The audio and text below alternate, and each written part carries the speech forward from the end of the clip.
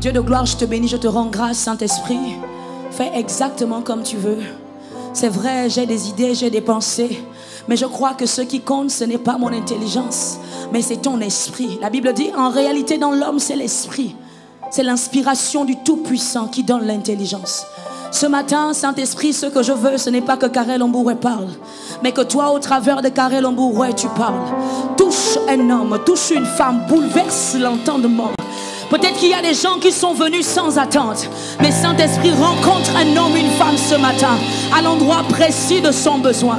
Saint-Esprit, je disparais pour que toi tu paraisses. Je descends pour que toi tu sois élevé.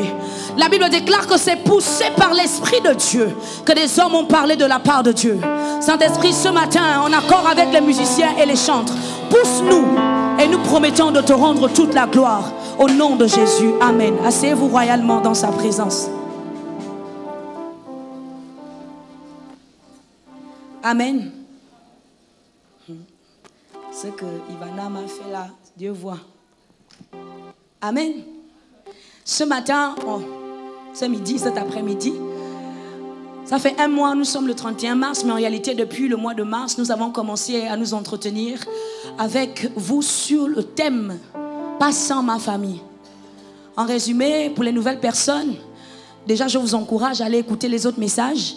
Mais juste parce que je veux que nous soyons au même niveau d'information, lorsque nous avons parlé de pas sans ma famille, en fait, ce que nous étions en train de dire, c'est que lorsque Dieu nous sauve, ce n'est pas juste pour nous. Il nous sauve pour plus que nous. Le but n'est pas juste que tu sois sauvé, mais que tu sois l'extension de Jésus sur la terre. Amen. C'est pourquoi la Bible dit que Dieu veut que nous répandions en tout lieu l'odeur de la connaissance de Christ. Quelqu'un me dise Amen. Vous savez ce que j'aime avec l'odeur? Lorsque vous avez un parfum et que vous passez à côté de quelqu'un, très souvent les gens disent que qu'est-ce que madame? Non, vous sentez bon. Et donc le parfum, c'est pas juste le parfum qui sent bon, c'est que la prochaine question qui suit quand la personne dit ton parfum sent bon, c'est quoi le nom de ton parfum? Et c'est un peu ça que j'ai aimé, c'est que lorsque Dieu dit que, la Bible dit que Dieu veut que nous répandions en tout lieu l'odeur de la connaissance de Christ. Ça veut dire que lorsque tu vas dans ton école, dans ton lieu de travail, dans ton quartier, dans ta famille, et quand tu passes comme ça, on dit je ne sais, tu sens bon. Je dis je sais, c'est Jésus. En fait, moi je fais d'abord, ah bon, c'est vrai. C'est la fausse humilité, vous voyez, non? Oh, c'est vrai. Non, mais tu sens bon parce que moi je me rappelle Karel Mbouroué, quand je t'ai connu dans le monde, tu étais là, tu courais toujours après les garçons, tu étais dans les bois de nuit, tu étais une fille têtue, tu étais grossière, mais ton parfum, ton odeur a changé. Karel Mbouroué, qu'est-ce qui ne va pas? C'est vrai, toi aussi tu remarques, hein? Ok, d'accord, mais puis tu pousses un peu, en fait, c'est Jésus. Donc en fait, l'objectif c'est que ton parfum emmène quelqu'un à la rencontre. En fait, que ton parfum t'emmène à présenter ton entourage à quelqu'un. Et cette personne, c'est la personne de Jésus. Regarde ton voisin et dis-lui, tu sens bon. Regarde notre voisin, dis-lui, je sais que dans le monde, on nous parle de Givenchy, on nous parle de Coco Rabanne, on nous parle de Chanel. Il y a des parfums, même quand tu dis seulement que j'ai... Il y a un parfum là que mon mari m'a acheté quand il était à l'étranger. En fait, je suis mariée. Hein. Il y a un parfum là, il a la forme d'une chaussure. Et le parfum là coûte cher. Donc dès que tu pommes seulement, on dit, oh, ouais, le parfum. Mais écoutez, ces personnes-là, certains vivent, certains sont mortes. Mais c'est bizarre que ces personnes ne sont pas ressuscitées. Et pourtant, on te dit que le parfum coûte 500 €, 200 €, 100 €.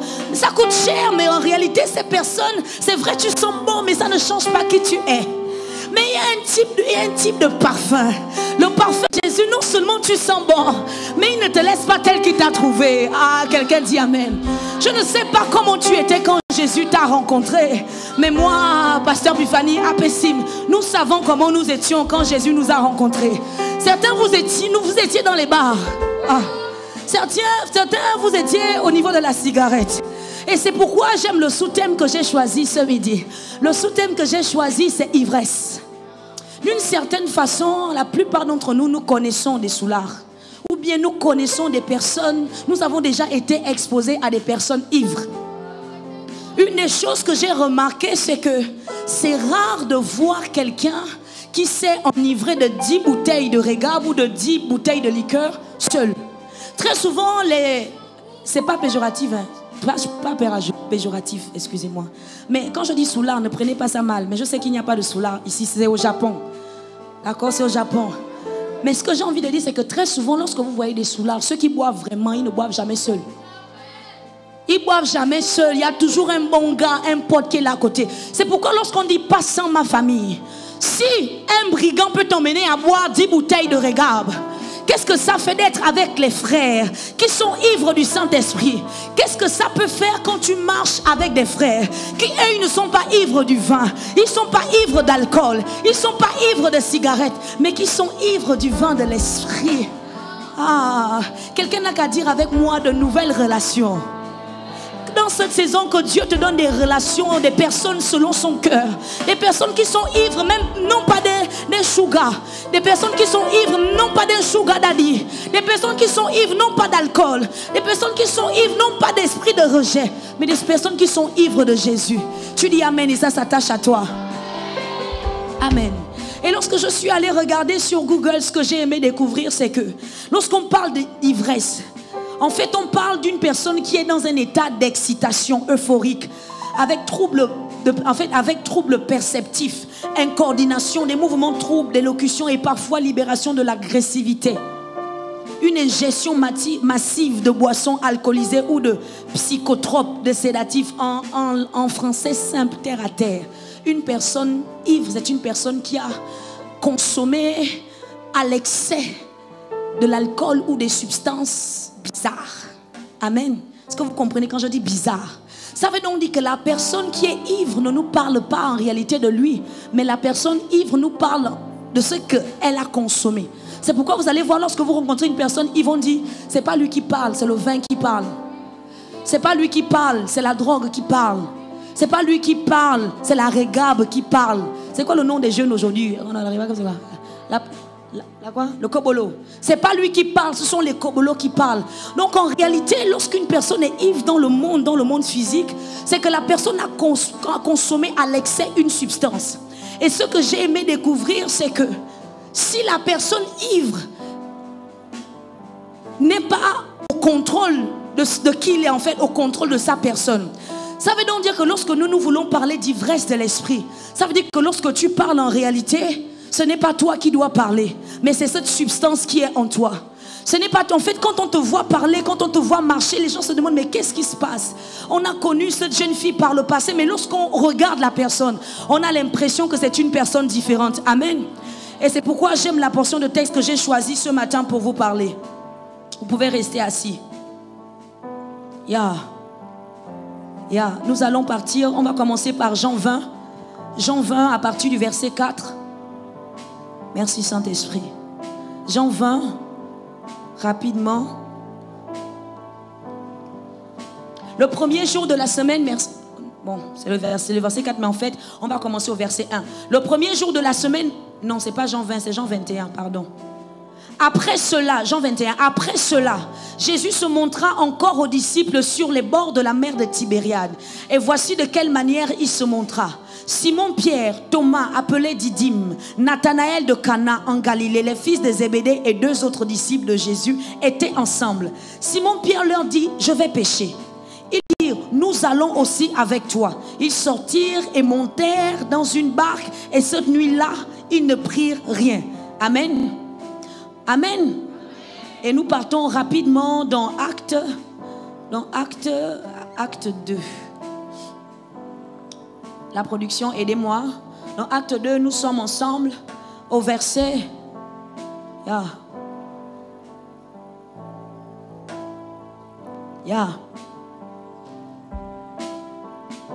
Je vais commencer au verset 6. Au bruit qui eut lieu, la multitude accourut et elle fut confondue parce que chacun les entendait parler dans sa propre langue. Ils étaient tous dans l'étonnement et la surprise. Et ils se disaient les uns aux autres, voici ces gens qui parlent, ne sont-ils pas tous galiléens? Et comment les entendons-nous dans notre propre langue à chacun? Dans notre langue maternelle, Parthes, Médès, Élamite, ceux qui habitent la Mésopotamie, la Judée, la Cappadoce, le Pont, l'Asie, la Phrygie, la Pamphylie, l'Égypte, le territoire de la Libye voisine de Cyrène, et ceux qui sont venus de Rome, juifs et prosélytes, crétois et arabes. Comment les entendons-nous parler dans nos langues des merveilles de Dieu? Quelqu'un dit des merveilles de Dieu. Ils étaient tous dans l'étonnement et ne sachant que penser, ils se disaient les uns aux autres, que veut dire ceci? Mais d'autres se moquaient et disaient, ils sont pleins de vin doux. Quelqu'un dise de vin doux. Dites-le bien, de vin doux. La partie qui m'intéresse. Alors Pierre, se présentant avec les 11, éleva la voix et leur parla en ces termes. Hommes juifs, et vous tous qui séjournez à Jérusalem, sachez ceci et prêtez l'oreille à mes paroles. Ces gens ne sont pas ivres comme vous le supposez, car c'est la 3e heure du jour. Mais c'est ici ce qui a été dit par le prophète Joël. Dans les derniers jours, je répandrai de mon esprit sur toute chair. Vos fils et vos filles prophétiseront. Vos jeunes gens auront des visions. Et vos vieillards auront des songes. Amen. Alors, rapidement, il me reste 5 minutes. Je ne sais pas ce que je vais dire en 5 minutes, mais que le Saint-Esprit m'aide.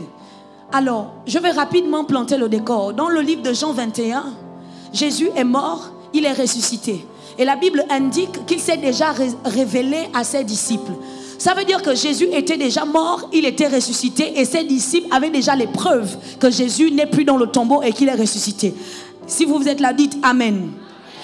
Mais ce qui est bizarre, c'est que lorsque vous reculez un peu, parce que je ne peux pas tout lire, parce que je n'ai pas assez de temps. Lorsque vous allez dans Jean 20, parce que j'ai lu avec vous Jean 21. Mais lorsque vous allez dans Jean 20, vous allez voir que lorsque Jésus entre, la Bible dit que toutes les portes étaient fermées. Toutes les portes étaient fermées et Jésus s'est présenté au milieu d'eux. Et la Bible dit que Jésus a dit recevez la paix. La Bible dit que les disciples ont vraiment vu que Jésus était ressuscité. Et vers la fin du verset, vous allez vous rendre compte, vous êtes là. La Bible dit qu'à la fin, Jésus va dire recevez l'Esprit. Jusque là, vous me suivez? Ça veut dire que dans Jean 20, Pierre et les disciples avaient déjà reçu l'Esprit parce que Jésus avait soufflé sur eux. Amen. Ça veut donc dire qu'ils étaient remplis de l'Esprit. Jusque là, vous êtes avec moi? J'ai besoin de extra fire. Soyez avec moi. Hein? Prêchez avec moi parce qu'eux, ils sont un peu... Mais je vais vous réveiller. Vous allez réveiller tout à l'heure parce que je vais prêcher. Amen. Donc, ils avaient déjà reçu l'Esprit. Ils étaient remplis. Mais ce que je ne comprends pas, leader Orphelia, c'est que dans Jean 21, Pierre est là dans l'attente. Parce que la dernière parole que Jésus leur laisse, c'est allez-y m'attendre en Galilée. Parce qu'il y avait quelque chose qu'il devait répandre. Dans Jean 20, malgré le fait que Pierre était déjà rempli de l'Esprit avec les autres disciples, la Bible dit que dans Jean 21, Pierre est fatigué de l'attente. Parce que voyez-vous les amis, je me suis rendu compte qu'il est possible d'être rempli et de ne pas être une solution. J'ai aimé comment un homme de Dieu l'a dit. Il a dit en fait, l'Esprit en toi c'est pour toi, mais l'Esprit sur toi c'est pour les autres. Et ce que j'aime, c'est qu'en fait, Pierre et les disciples étaient remplis de l'Esprit. Mais Pierre ont expérimenté que ce que toi et moi, nous avons l'habitude d'expérimenter. Pierre ne comprenait pas comment Jésus est ressuscité. Et puis, ils sont encore dans des endroits fermés. Parce que ce que vous savez, parce que vous êtes des lecteurs de la parole de Dieu, la Bible dit que Pierre et les disciples vivaient dans des pièces fermées parce qu'ils avaient peur des Juifs. Ils avaient l'Esprit, mais ils vivaient dans la peur. Ils étaient remplis de l'Esprit, mais ils vivaient dans la peur. Et ça ne m'étonne pas parce que la plupart d'entre nous aussi, étant chrétiens, nous avons vraiment l'Esprit. Le Saint-Esprit est en nous, mais lorsque tu es face à une difficulté, tu as peur. Lorsqu'on te dit que tu as une maladie, tu as peur. Lorsqu'on te dit que tu es stérile, tu ne peux pas enfanter, tu prends peur. Lorsque tu as l'impression que les promesses que Jésus t'a faites traînent, tu prends peur. Et les disciples ne comprenaient pas qu'ils avaient tout abandonné, famille, enfants, travail, parce que Pierre avait une entreprise de pêche. Mais la Bible dit que Pierre, à cause de l'attente, il a dit, allons-y pêcher. Mon problème, c'est que lorsque Jésus rencontre Pierre, il lui dit, suis-moi et je ferai de toi pécheur. Ça veut donc dire que normalement, lorsque Pierre a pris la résolution de suivre Jésus, il devait déjà détruire toutes ces pirogues. Il devait casser toutes ces pirogues. Et c'est ça que plusieurs d'entre nous faisons lorsque nous suivons Jésus. C'est comme si nous gardons un plan B. Tu suis Jésus, mais tu as toujours 3 gars qui te donnent de l'argent, qui t'envoient des unités. Tu suis Jésus, mais ça ne te dérange pas de sortir avec le mari de l'autre. Parce que tu te dis, si je mets tous les œufs dans un même panier, si je suis Jésus à fond, qui va encore payer mes études? Si je suis Jésus à fond, qui va payer mon loyer? Certains d'entre nous faisons ça. Tu suis Jésus, mais tu dis, attends d'abord, je ne suis pas encore prêt à laisser la cigarette. Tu suis Jésus, mais dans l'église, lorsque tu vois quelqu'un briller, tu as là l'esprit de jalousie sur toi, l'esprit de la colère est sur toi. En fait, tu suis Jésus, mais c'est comme si il y a encore des choses, il y a des pirogues que tu n'as pas encore détruites. Et c'est pourquoi les leaders, j'ai aimé Élisée. Parce que la Bible dit, lorsque Élie va déposer son manteau sur Élisée, Élisée, lorsqu'il reçoit le manteau, Élisée va faire une chose. Il va faire un sacrifice. Ensuite, il va détruire l'attelage. L'attelage, c'est quoi? L'attelage, en fait, c'est comme une voiture des bêtes. C'est ce qui permet en tout cas la personne qui gère les bêtes vous voyez, de tirer, vous voyez. Donc en fait, si je pouvais contextualiser l'attelage, c'est un peu ce qui lui permet d'entretenir son commerce. Et lorsque Élisée détruit l'attelage, il est en train de dire, dès l'instant où je fais le choix de suivre Dieu, impossible de revenir en arrière. Avec Dieu, quand tu suis Dieu, il n'y a pas de plan B, il n'y a pas de plan Z. Jésus est mon plan A, mon plan B, mon plan C. Il est tous mes plans. Il est mon plan Z, mon plan X. Élisée a détruit l'attelage. Il a dit dans cette histoire-là, quand je fais le choix d'avancer, je ne recule pas. Et c'est ce que Pierre et les disciples n'ont pas compris à cause de la frustration. La Bible dit que Pierre était rempli avec ses disciples de l'esprit. Ils sont repartis à la pêche. Et donc lorsqu'ils repartent à la pêche, pendant que je suis en train de méditer, je dis, Pierre, tu fais quoi là? Et donc le Saint-Esprit m'envoie un texto, un WhatsApp. Mais sauf que quand il m'a envoyé le WhatsApp, je n'avais pas le forfait. Et puis, par hasard, je suis venu à l'église, il y avait le Wi-Fi. Donc, voilà, Père Rodrigue m'a prêté le Wi-Fi. Je me suis connecté sur Instagram. Mais au moment où je voulais voir le message du Saint-Esprit, je me suis déconnecté d'Instagram. Et puis je suis allé sur Facebook. Mais comme j'ai beaucoup de messages sur Facebook, je n'ai pas eu le temps de lire. Et puis c'est comme ça qu'on était à la veille de prière. Parce que ce que je n'ai pas pu entendre sur Instagram, ce que je n'ai pas pu entendre sur Facebook, ce que je n'ai pas pu entendre sur TikTok, lorsque je suis venu à la veille de prière, vous ne savez pas de quoi il s'agit. Mais les personnes qui étaient à la nuit du Saint-Esprit savent que c'est dans cette présence que Dieu te parle. Invoque-moi et je te répondrai. Je t'annoncerai des choses cachées que tu ne connais pas encore. Et là, le Saint-Esprit finalement il me dit, Carole, moi je t'ai envoyé beaucoup de messages, mais tu n'as pas reçu. J'ai dit oui, explique-moi. Pourquoi Pierre? Parce que Abbé Jaurès, c'est Pierre dans Jean 6. Là, on est dans Jean 21. Mais c'est Pierre dans Jean 6 qui dit à Jésus, à qui d'autre irions-nous? Quand les autres ont abandonné Jésus, parce que les autres disciples vont dire les paroles que Jésus dit sont trop dures, on ne peut pas les supporter, ils ont abandonné Jésus. Pierre va dire, à qui d'autre irions-nous? Tu as les paroles de la vie. Nous avons cru et nous avons connu que tu es le Saint de Dieu. Mon problème c'est que Pierre dans Jean 6, tu as dit qu'à qui d'autre? Mais qu'est-ce que tu fais là à la pêche? Qu'est-ce que tu fais là? Tu fais là chez le marabout et pourtant tu dis que tu es chrétienne. Qu'est-ce que tu fais avec 3 gars et pourtant tu es chrétienne? Qu'est-ce que tu fais là à convoiter le mari de l'autre dans l'église alors que tu es chrétienne? Qu'est-ce que tu fais là à vivre constamment avec un esprit de rejet, un esprit de mort? Et parce que tu acceptes et pourtant tu as reçu l'esprit de Dieu, pourquoi tu continues à être là où Dieu ne te veut pas? Qu'est-ce que tu fais dans l'amertume? Qu'est-ce que tu fais dans la jalousie? Et puis là, je dis Saint-Esprit, mais c'est parce que tu as trop traîné. Parce que les amis, parfois la longue attente tue notre foi. La longue attente nous emmène à croire que Dieu n'est plus avec nous, que Dieu nous a abandonnés. La longue attente nous fait dire comme cette histoire de Jésus c'est pour les autres, mais ce n'est pas pour moi. La longue attente nous emmène à dire mais c'est quoi? C'est du n'importe quoi. Mais écoutez, comme Pierre, nous sommes de ceux-là. Comme Élisée, nous sommes de ceux-là. On a brûlé notre attelage. Interdit d'abandonner. Si tu repars, c'est trop grave. Parce que moi, je sais d'où il m'a tiré. Et si certains peuvent repartir à la pêche, nous, on ne peut pas repartir à la pêche. Parce qu'on sait qu'à la pêche, là-bas, c'était compliqué. Que tu es avec un garçon, il te dit, c'est à toi de choisir. Soit tu acceptes d'être mon 3e bureau, soit tu pars. Et tu es là, tu restes. À la pêche, là-bas, toi-même, tu sais que le gars ne t'aime pas. Mais il dit, si tu veux me prouver que tu m'aimes, accepte que je te prenne dans toutes les positions.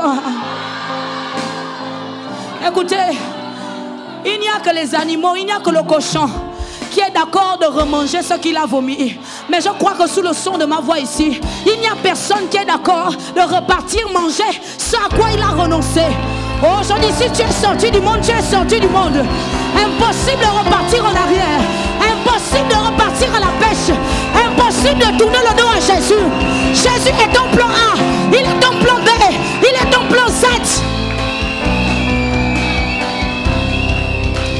Je ne vous ai pas lu le message que j'ai ouvert. C'est comme ça que le Saint-Esprit me dit que le message que je t'ai envoyé sur TikTok, sur Instagram, c'était le suivant. Le problème de Pierre était un problème d'absence d'ivresse. Pierre avait l'esprit, ma révérende, mais il n'était pas ivre.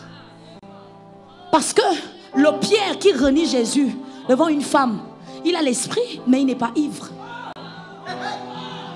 Les disciples qui se cachent dans les maisons et qui ferment la porte jusqu'à ce que Jésus est obligé même de passer par le mur, ils ne sont pas ivres. Ceux qui sont dans Acte 2, enfermés dans la chambre haute, ils ne sont pas ivres. Est-il possible que le problème que nous avons aujourd'hui, la raison pour laquelle en réalité nous n'évangélisons plus, c'est parce que nous avons l'esprit, mais nous ne sommes pas ivres.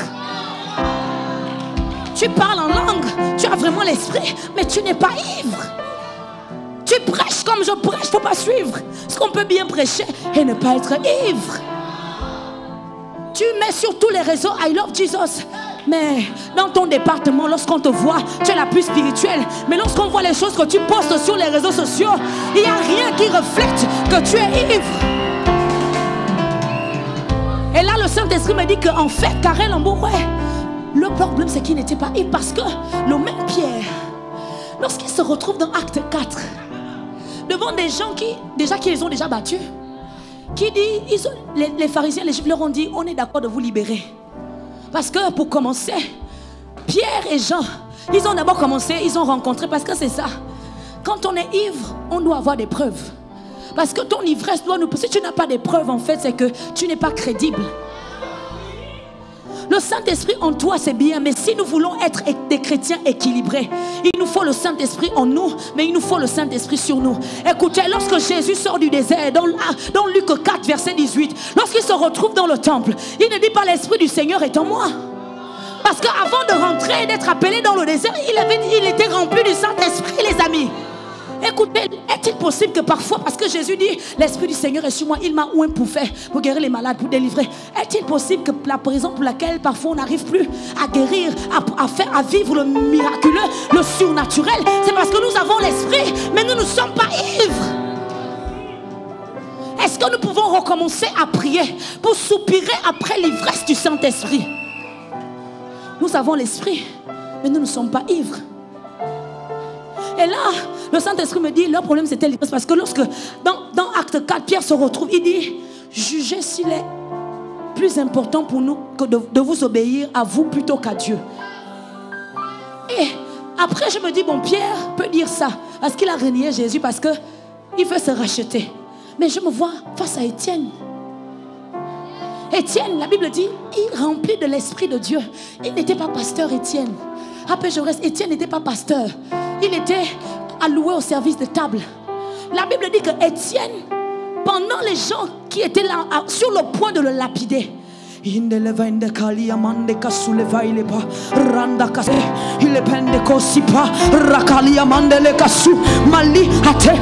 Étienne, arrête ça, ils vont te lapider. Et là, la Bible dit que Étienne dit, la Bible dit, levant les yeux, il vit le Seigneur debout. Mon problème avec ça, c'est que Jésus n'est pas... La Bible dit Jésus est assis à côté du Père. Comment est-ce possible que quand la Bible nous dit que Jésus est assis à la droite de Dieu, Étienne, lui, il voit Dieu debout? Est-il possible que le moment où nous arrivons à déplacer Dieu de son siège, c'est lorsque nous passons de la dimension du remplissage à la dimension de l'ivresse? Il y a une catégorie de jeunes qui sont capables d'emmener Dieu à se tenir debout. Quel est ce type de chrétiens qui sont capables de faire lever une autorité? Attendez, vous ne comprenez pas? Imaginez, nous sommes à une conférence et puis le président est là. Et puis parce que tu es en train de parler, le président, du haut de son trône, il se lève. Quel est ce type de message? Vous savez, j'ai assisté à des matchs de foot. Et il y a des moments où, quand les joueurs sont sur le terrain, ils ont perdu. Et puis il y a un joueur qui se démarque. Il prend le coach est d'abord assis. Révérende Pifani, assieds-toi d'abord. Tu es le coach. Le coach est assis. Et puis pendant que le joueur est là, et puis le coach commence à se lever. Lève-toi. En fait, le seul moment d'emmener un arbitre à se lever, c'est parce que tu marques des buts. Ton ivresse emmène Dieu à se tenir debout. Et la bonne nouvelle, c'est que la Bible dit, quand Dieu se lève, nos ennemis se dispersent. Donc par ton ivresse, ce que tu ne sais pas, c'est que tu emmènes Dieu à rentrer dans tes combats, à combattre pour toi, à se lever. Ce problème qui te fatigue, en réalité, c'est parce que tu n'as pas encore mené Dieu à se tenir debout. Lorsque je me suis mariée, j'étais remplie de beaucoup de choses. J'avais besoin d'amour, j'avais besoin d'affection. J'étais convaincue que une fois mariée, j'allais être une femme remplie. Parce que beaucoup d'entre nous, nous sommes comme la femme samaritaine. Nous sommes remplis d'égards, des relations, mais nous pas à côté de la seule chose qui est véritablement capable de nous abreuver. Et donc, lorsque je me suis mariée, j'étais convaincue que là, c'est fini. Aujourd'hui, cette année, j'ai 11 ans de mariage. 11 ans, c'est beaucoup. Dans cette génération, c'est beaucoup. Et quand je me suis mariée, j'ai mal orienté mes besoins. J'avais placé sur mon mari une responsabilité qu'il ne pouvait pas gérer.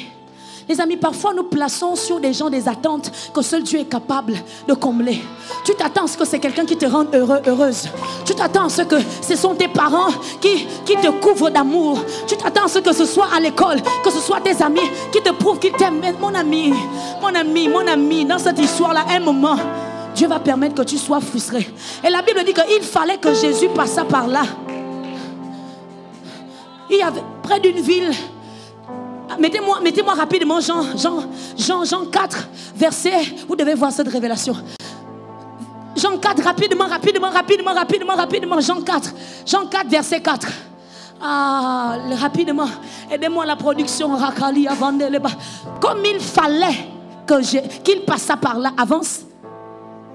Rapidement. Il arriva dans une ville de Samarie nommée Sichar. Révérende Alphonsine, j'ai fait des recherches. Et j'ai découvert que Sichar vient du mot grec souchar qui veut dire ivresse. Sichar en réalité veut dire ivresse. Et je n'ai pas le temps de tout lire, mais je suis obligé de courir parce qu'il fallait que Jésus passât par la ville qui s'appelle ivresse. Parce que si vous lisez plus loin, la Bible dit que Jésus était fatigué par le voyage. Donc il avait besoin de boire. Il avait besoin de s'asseoir près d'un puits où il peut être abreuvé, où il peut renouveler ses forces pour continuer. Et la Bible dit que lorsque Jésus est arrivé à ce puits, il avait une femme. La question que j'ai envie de poser à quelqu'un, à quel puits t'assois-tu lorsque tu es fatigué du voyage de la vie? Parce que sur la terre, nous sommes en pèlerinage. Nous aussi, lorsque nous sommes dans ce voyage, cette course de la vie, il arrive qu'à un moment tu sois fatigué. Dans ton foyer, tu es fatigué de te battre. Dans ta famille, tu es fatigué d'être la seule qui prie. C'est toi qui prie, mais c'est sur toi que tout le monde tombe. Il y a un moment où nous sommes fatigués. Mais quand tu es fatigué, à quel type de puits vas-tu t'asseoir? Quel est le type de rencontre que tu fais? Vous avez la pièce de théâtre qu'on a vue ici. La jeune fille dit, j'ai des problèmes dans ma famille, mais heureusement, j'ai mon quart. Donc, c'est la pièce de théâtre, c'est pas la réalité, c'est une pièce. Mais en réalité, certains d'entre nous, nous pensons comme ça. Je te dis, j'ai des problèmes au travail, à l'école, dans mes affaires. Mais heureusement, j'ai un petit sugar daddy. Parce que tu associes, en fait, tu as associé le vide qui est dans ton cœur et tu lui as donné la forme d'une personne. C'est ton copain. Mais j'aimerais changer l'ordre ce midi. En fait, c'est l'inverse. Tu prends tous ces vides et puis tu lèves les yeux vers les montagnes et puis tu les associes à une personne et tu dis, c'est le nom de Jésus. Et lorsque Jésus s'assoit à ce puits, Jésus avait soif. Jésus dit à la femme, je cours, donne-moi à boire. Rapidement, la femme résiste. Ce que j'ai aimé, c'est que vers la fin du chapitre 4, lorsque les disciples de Jésus arrivent, ils demandent à Jésus, mange. Jésus dit, j'ai déjà mangé. Et les disciples se disent, mais de quoi est-ce qu'il parle? Jésus dit, j'ai à manger une nourriture que vous ne connaissez pas. Ça veut donc dire que quand certains d'entre nous, on cherche des choses pour nous enivrer, Jésus, lui, il dit, ce qui m'enivre, en fait, je suis rassasié, je m'enivre lorsque je donne. Il dit, j'ai à manger une nourriture que vous ne connaissez pas. Ça veut dire qu'avant que les disciples n'arrivent, Jésus avait déjà mangé. Il avait mangé quoi? Il avait mangé le fait qu'il venait de gagner une âme. Je suis en train de dire à quelqu'un que gagner des âmes, ça aussi, ça participe à l'ivresse. Parce que quand tu vois des gens que tu as gagnés, ça te donne comme ça te stimule, ça te donne de l'énergie, ça te dit, je ne peux pas abandonner. Parce que voici les fruits de mon apostolat, voici les fruits de mon travail. Jésus avait mangé, mais ce n'est pas ça qui m'intéresse. C'est que lorsque finalement cette femme va boire l'eau que Jésus va lui donner, elle va laisser tomber sa cruche. Et c'est ça qui m'a emmené à vous lire Acte 2, verset, parce que la Bible dit que le Pierre qui était timide, le Pierre qui était enfermé avec les autres dans les pièces, le Pierre qui était d'accord de repartir à la pêche, lorsque Acte 1:8 a pris acte, la Bible dit ils ont été revêtus de l'esprit d'en haut. Et les langues semblables à des langues de feu s'opposèrent sur chacun d'eux. Écoutez, ce que j'aime, c'est que la Bible dit qu'ils ont commencé à parler en langue selon l'esprit, selon que l'esprit le leur donnait. Et ensuite, la Bible dit que ceux qui étaient là, la multitude a accouru. Et ils ont commencé à se poser des questions. Comment est-ce possible qu'on les entende parler dans notre langue? Ensuite, j'ai compris qu'en fait, lorsque tu es revêtu de l'Esprit de Dieu, ta responsabilité, ce n'est pas de convaincre. Ta responsabilité, c'est de parler. Parce que lorsque ces gens ont commencé à parler, ça veut dire que la Bible dit que chacun les entendait dans sa langue. Médès, Pathès. Ça veut donc dire que même si on ne parle pas la même langue, écoutez, le problème dans l'église, c'est quoi? C'est que certains chrétiens, nous pensons que parce que les autres, parce que Dieu n'utilise pas les autres comme nous, ils n'ont pas l'esprit. Mais la Bible dit que chacun parlait dans sa langue. Et j'ai envie de transcender et de dire que peut-être que ta langue, c'est lorsque tu arrives dans le domaine des affaires, tu sois tellement revêtu de l'Esprit de Dieu et que les gens voient que, my God, il y a quelque chose avec ce jeune entrepreneur. J'ai rencontré beaucoup d'entrepreneurs, mais lui, il est différent. Ta langue, c'est lorsque tu vas dans le domaine de la médecine. Il y a beaucoup de jeunes médecins, mais lorsqu'on te voit parler la médecine, toi, au-delà du fait que tu soignes, mais par l'Esprit qui est en toi, tu guéris. Lorsque tu te retrouves dans certaines sphères, on se rend compte que tu parles les langages que ceux qui sont dans ce domaine comprennent. Ivresse. Nous devons être ivres. Mais la vérité, c'est que être rempli ne suffit pas. Il faut que nous soyons revêtus. C'est le revêtement qui nous permet de témoigner. Et si jusqu'ici tu ne témoignais pas, c'est peut-être parce que tu n'avais pas encore reçu ce revêtement. Et la bonne nouvelle, c'est que tu es au bon endroit. Parce que cette femme samaritaine s'est retrouvée au puits. Et ici aussi, il y a un puits. Parce qu'il y a un puits, il y a une eau qui est capable de te redonner la vie. Ah, Jésus a dit, si tu connaissais le don de Dieu, ou ce qui est celui qui te parle, tu lui aurais toi-même demandé de l'eau. Ici, il y a une eau. Je ne sais pas comment tu es venu. Quel type de blessure? En fait, je dis la solution à ton problème, c'est l'absence d'ivresse.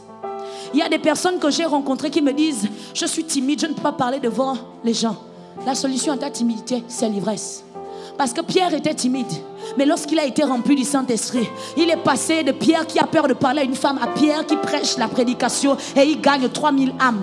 Il ne faut pas suivre parce que vous nous voyez là, on saute, on danse. On n'a pas toujours été comme ça. On n'a pas toujours été comme ça. En fait, on est juste devenu ivre. Et c'est ce qui fait que lorsque les gens ne comprennent pas, mais comment une jolie fille comme ça là? Parce que souvent les gens ont l'impression que les gens ne nous draguent pas. Les gens nous draguent. Est-ce qu'on est des belles go? Est-ce qu'il y a des belles filles dans la salle? Est-ce qu'il y a des merveilleuses créatures? Écoutez, nous aussi on nous drague. Mais la raison pour laquelle nous ne pouvons pas repartir à la pêche, c'est parce que nous sommes...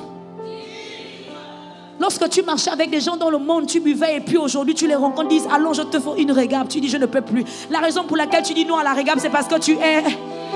Lorsque tu rencontres des anciens camarades avec qui tu fumais, tu prenais les cobolos. Aujourd'hui quand tu les vois, ils t'invitent, tu dis je ne peux plus. La raison pour laquelle tu ne peux plus, c'est parce que tu es... Lorsque tu viens à l'église et que tu es frustré, le pasteur te frustre, les frères te frustrent, la communauté te frustre. La raison pour laquelle tu ne peux pas rester à la maison, parce que tu sais que ce n'est pas eux qui t'ont appelé, c'est Jésus qui t'a appelé. C'est parce qu'en réalité tu sais que tu es. Parce que certains chrétiens repartent à la maison, c'est parce qu'ils avaient juste le Saint-Esprit, mais ils n'étaient pas ivres. Je dis que dans cette saison, que Dieu remplit, amène dans cette église des chrétiens ivres. Des chrétiens qui vont refuser de repartir en arrière parce qu'ils ont été frustrés. Qui vont refuser de repartir en arrière parce que c'est dur. Les amis, dans cette histoire-là, Jésus n'a jamais dit que ce sera facile. Il a juste dit qu'il sera avec nous. La seule chose qu'il nous a garanti, c'est sa présence. C'est pourquoi la Bible dit que ceux qui voudront vivre pieusement en Christ seront... On a fini la veillée vendredi. Lorsqu'on est sorti, toutes nos voitures étaient cassées. Écoutez, on est dans la présence de Dieu en train de prier. Pendant que nous, on est en train de prier, il y a une âme. Parce qu'on va la sauver. Il y a une âme qui est dehors, mais qui est encore enchaînée dans les chaînes du monde. Il est en train de casser nos voitures. Si tu n'es pas un chrétien mature, Comment expliquer que moi je suis là, je suis pasteur. J'ai prié pour les gens. Je me suis transpiré. Ma voix s'est cassée. Et puis quand je sors, ma voiture est cassée. À Père Rodrigue, sa voiture est cassée. Un autre leader, sa voiture est cassée. Et puis j'arrive à la maison. L'argent que je pouvais même utiliser pour mes enfants, acheter de l'eau. Ma fille a 6 mois. Je peux acheter le lait. Il faut que j'utilise encore cet argent pour réparer ma voiture. Mais Jésus, tu étais où? Mais je comprends que je ne suis pas dans cette histoire parce que Jésus fait. Je suis là parce que je le connais. Je ne suis pas là parce qu'il me donne sa main, mais je suis là parce qu'il m'a révélé sa face. Et je dis à quelqu'un dans cette saison, tu as besoin qu'il se révèle à toi. Je dis jusqu'ici, ce que tu as connu de lui, c'est ce qu'il est capable de te donner. Mais dans cette saison, il faut que tu passes à la dimension où il se révèle à toi. Parce que celui qui a la face à la bouche, et celui qui a la bouche à la parole, celui qui a la parole à l'action. Est-ce qu'on peut se tenir dans la présence de Dieu?